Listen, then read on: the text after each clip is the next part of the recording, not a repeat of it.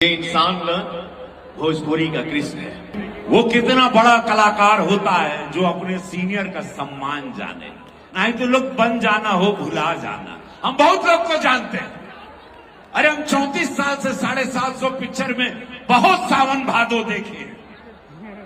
तनी पिक्चर चल जाला, तनी गाना चल जाला, टेढ़ा चले लगा ना। तो काल तो तू हमार गोड़ छुअत रहा, फिर नीचे से लोग के फिर यहां तक छूने लगा। पहले एकदम दोनों गोड़ छूता था जब नया नया आया, फिर बाद में कोहनी तक आ गया। बात का हम नहीं बोला। दोनों गोड़ या आदमी हमको ऐसे इसी बहाने तो हाथ छू ले। समझ नहीं रहे हमारा खेला। हर हर महादेव, सब में भगवान है। मैंने भैया से ही सीखा है, बेटा किसी का सम्मान करो तो दिल से सम्मान करो, कोई टेंशन नहीं है। हर कवर